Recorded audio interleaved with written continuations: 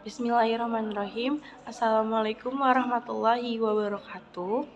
Perkenalkan, nama saya Dita Gustiani Anugrah Pratama Putri. Saya dari Prodi S1 Farmasi, tingkat 2 semester 4. Di sini saya dari Stikes Muhammadiyah Cirebon. Di sini saya akan berdiskusi atau membahas tentang tanggung jawab ilmuwan muslim. Ada beberapa poin dalam tanggung jawab ilmuwan muslim. Yang pertama, pengertian dari ilmuwan itu sendiri. Yang kedua, tanggung jawab ilmuwan. Dan yang ketiga adalah kedudukan dan kewajiban ilmuwan. Menurut Quran surat Al-Mudatsir ayat 38 yang berbunyi kullu nafsim bima kasabat rohinatu, yang berarti setiap orang bertanggung jawab atas apa yang telah dilakukannya. Allah Subhanahu wa Ta'ala menciptakan manusia dengan segala prosesinya. Manusia tugasnya untuk tunduk dan patuh terhadap hukum-hukum Allah. Menurut Kamus Besar Bahasa Indonesia, ilmuwan ialah orang yang ahli, orang yang banyak pengetahuan atas suatu ilmu. Menurut website Dictionary, ilmuwan ialah seorang yang habitatnya dalam lingkungan itu sistematis untuk memperoleh pengetahuan. Seseorang yang terlibat. Sedangkan menurut Al-Quran ialah ilmuwan itu orang yang memiliki ilmu dan dapat berbuat atau beramal lebih daripada yang lainnya. Misalnya orang itu tuh ilmunya pasti berguna gitu kan untuk lingkungan. Selanjutnya poin kedua, ada tanggung jawab ilmuwan. Tanggung jawab ilmuwan sendiri tuh ada beberapa poin. Di antaranya, ilmuwan harus berupaya menjadikan ilmunya itu bermanfaat bahkan bagi dirinya sendiri dan lingkungan. Maksud dari bagi dirinya sendiri ialah ketika kita mempunyai ilmu, kita harus menerapkan ilmu itu sendiri.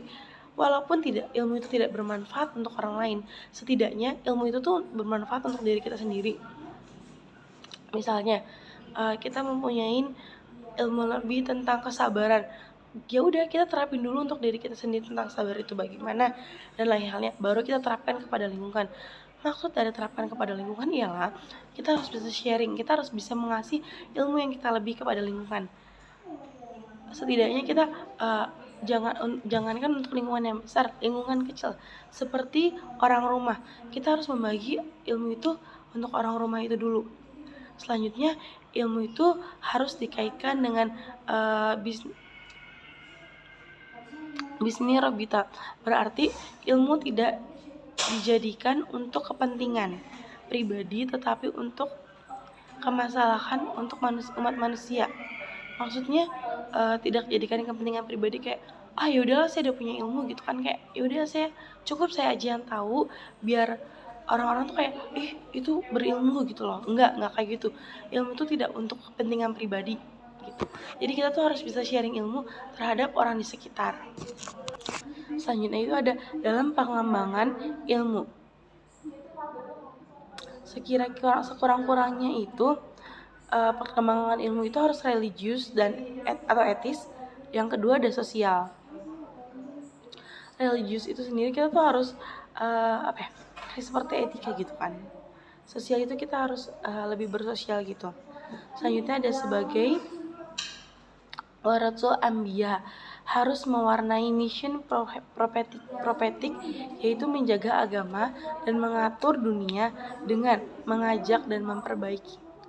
Maksud dari mengajak ialah kita harus mengajak orang-orang untuk untuk berbaik gitu, berbuat baik gitu kan. Karena sebagaimana dengan warathul anbiya itu harus mewarnai dan menjaga agama.